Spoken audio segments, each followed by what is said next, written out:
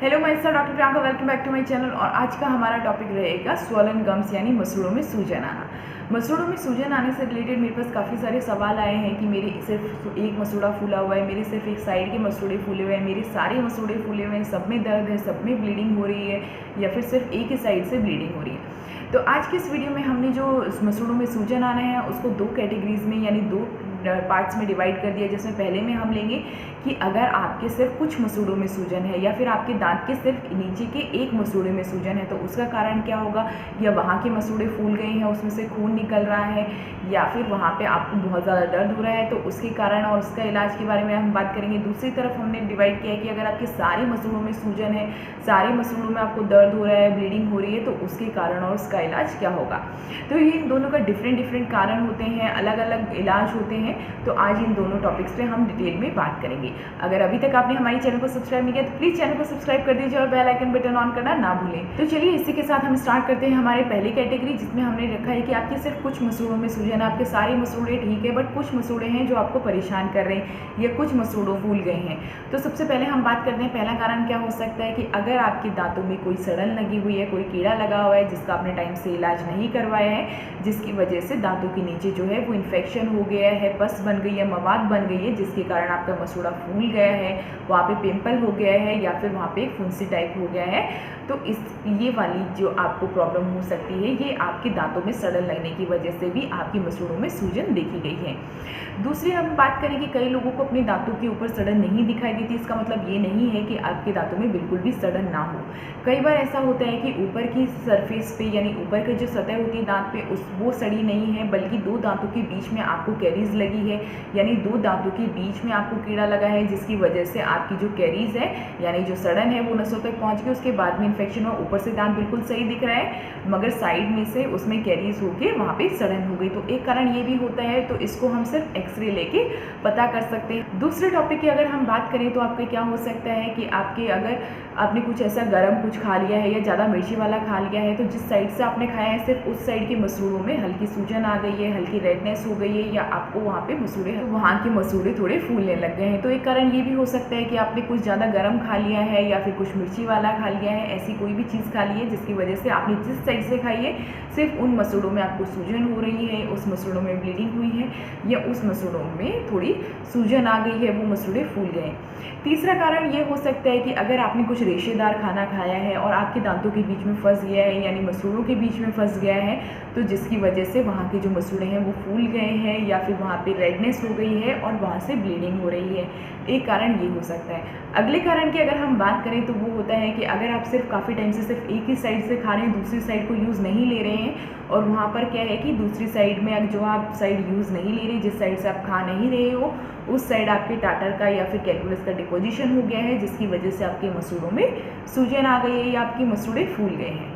अब बात करते हैं इनके ट्रीटमेंट की कि इनका इलाज क्या होना चाहिए, किस तरीके से आप इनको ट्रीट करवाना चाहिए। बात करते हैं कि अगर आपके दांतों में सड़न है, चाहे वो ऊपर से आपके सड़न लगी हो या दोनों दांतों के बीच से सड़न लगी हो, उन दोनों का इलाज आरसीटी होगा। आरसीटी कराने के बाद आप उसमें कैप लगवा लें तो आपके जो वहाँ की सड़न है या फिर वहाँ का जो मसूड़ा फूल रहा है वो दोनों चीज़ें आपकी ठीक हो जाएंगी। दूसरी प्रॉब्लम की अगर हम बात करें कि अगर आपने कुछ गर्म खा लिया है, मिर्ची वाला अगर कुछ खा लिया है या फिर ऐसा कुछ खा लिया है जो आपके मसूड़ों को तुरंत इफेक्ट कर गया है, जिसकी वजह से आपके स्वेलिंग हो गई है या फिर ऐसी प्रॉब्लम हो गई है, तो उसके लिए आप क्या करें कि हल्की गुनगुने पानी में नमक डाल के उससे कुल्ले करें, दिन में 5 से 6 बार कुल्ले करें, तो एक हफ्ते के अंदर अंदर वहाँ से आपको जो स्वेलिंग है यानी जो मसूड़े फूले हुए हैं वो ऑटोमेटिकली ठीक हो जाएंगे। आपको कोई प्रॉब्लम नहीं रहेगी और आपको उसके लिए कहीं पर भी जाने की ज़रूरत नहीं है, वो चीज़ आप घर पर ही ठीक कर सकते हैं।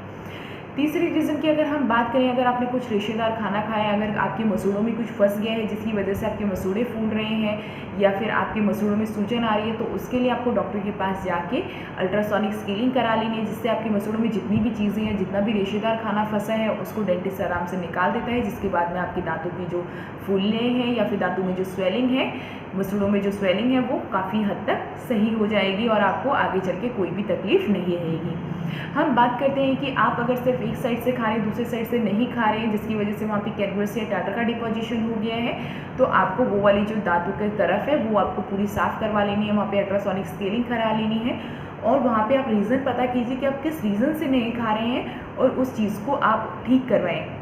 अगर आपका रीज़न ये है कि वहाँ पे दाँत नहीं है जिसकी वजह से आप नहीं खा पा रहे हो, तो वहाँ पे नकली दाँत लगवा लीजिए। अगर है कि अगर आपको खाने में वहाँ पे दर्द हो रहा है जिसकी वजह से आपने उस साइड से खाना छोड़ दिया है, तो अपने दर्द का आप वहाँ पर इलाज करवा सकते हैं। और आप दोनों साइड से खाएंगे तो आपके मसूड़े क्या है, हेल्दी रहेंगे। ऐसा नहीं है कि आप एक साइड से खाते, जिस साइड को आप कम यूज़ लेते हैं उसमें आपको ज़्यादा तकलीफ़ होती है। जैसे कि अगर आप किसी भी चीज़ को अगर यूज़ लेना बंद कर दो या फिर उससे काम में लेना बंद कर दो, तो धीरे धीरे उस चीज़ में जंग लगने लग जाती है, वो चीज़ ख़राब हो जाती है, उस पर डस्ट जमने लगती है, धूल मिट्टी जमने लगती है। इसी तरह से हमारे दांतों को भी अगर आप यूज़ लेना बंद कर देते हो एक साइड से, तो वहाँ पे टाटर का, कैलकुलस का डिपोजिशन होने लगता है। और जो आप साइड यूज़ ले रहे हो वो आपकी साइड जो है हमेशा साफ़ रहेगी, उसमें कोई दिक्कत नहीं रहेगी। तो आपको दोनों साइड से खाना खाना है। बात करते हैं दूसरी कैटेगरी की। अगर आपके पूरे ही मुख में स्वेलिंग हो रही है, पूरे ही मसूड़े सूज रहे हैं, तो उसका पहला कारण हो सकता है कि आपके दांतों के ऊपर कैलकुलस या टाटर का डिपोजिशन बहुत ज़्यादा है, टाटर या कैलकुलस का डिपोजिशन बहुत ज़्यादा है। दूसरी कैटेगरी की अगर हम बात करें तो उसमें हो सकता है कि आपके जो गम इन्फेक्शन हो गया हो, मसूड़ों में हल्की सूजन आ रही है, तो हो सकता है वहाँ पे टाटर क्या उसकी वजह से वहाँ पे बैक्टीरियल डिपोजिशन हो गया है जिसकी वजह से मसूड़ों में सूजन आ गई है। या आपकी कोई ऐसी मेडिसिन चल रही है जिसकी वजह से आपके मसूड़े फूल रहे हैं, आप काफ़ी लंबे टाइम से कोई मेडिसिन ले रहे हैं जिसके कारण आपके मसूड़े काफ़ी ज़्यादा फूल गए हैं। या फिर हो सकता है कि आपके जो दांत में आपको पीसने की आदत है या दांतों पे काफ़ी ज़्यादा प्रेशर आप लगाते हैं जिसकी वजह से आपके जो मसूड़े हैं वो फूल रहे हैं। तो इन सब का इलाज यही है कि आपको अपने डेंटिस्ट के पास जाना है, अल्ट्रासोनिक स्केलिंग करानी है, डीप स्केलिंग करानी है, जिसकी वजह से क्या होगा कि अगर आपके दांतों की जड़ों तक अगर कैलकुलस या टाटा का डिपोजिशन है तो वो डेंटिस्ट इजीली वहाँ से हटा सकते हैं। उसके बाद में आपकी कुछ मेडिकेशन चलती हैं, यानी कुछ दवाइयाँ चलती हैं, जिसके बाद में आपकी मसूड़ों की सूजन का पूरी तरीके से इलाज हो जाता है।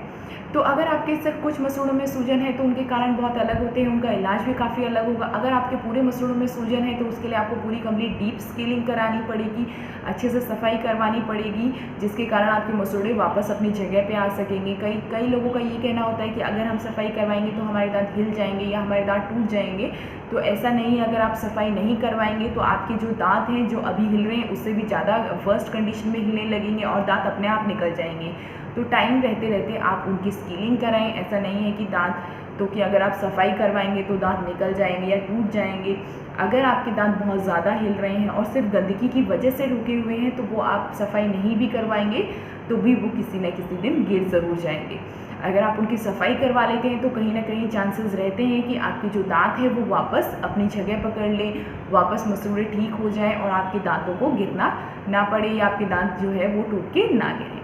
तो आज के इस वीडियो में हमने आपको सारे कारण बताए कि अगर आपके मसूड़ों में कोई भी प्रॉब्लम है तो आपको उसको ट्रीटमेंट किस तरीके से करवाना चाहिए। अगर अब भी आपको अपने मसूड़ों से रिलेटेड कोई भी सवाल पूछना है, कुछ भी आप पूछना चाहते हैं तो नीचे कमेंट बॉक्स में लिख के पूछ सकते हैं। अगर आपको हमसे ट्रीटमेंट कराना है, अगर आप जयपुर राजस्थान में रहते हैं तो आप हमसे आके अपना ट्रीटमेंट करा सकते हैं। अपना ट्रीटमेंट कराने के लिए नीचे दिए गए नंबर पर आपको कॉन्टैक्ट करना है और अपना अपॉइंटमेंट बुक करना है। अगर आपको हमारा वीडियो पसंद आए तो प्लीज़ इस वीडियो को जितना हो सके उतना शेयर करें और आपके आसपास जितने भी लोग हैं जिनको मसूड़ों से रिलेटेड कोई भी दिक्कत है, कोई भी प्रॉब्लम है, तो प्लीज़ उन तक ये वीडियो ज़रूर पहुँचाएँ। Thank you.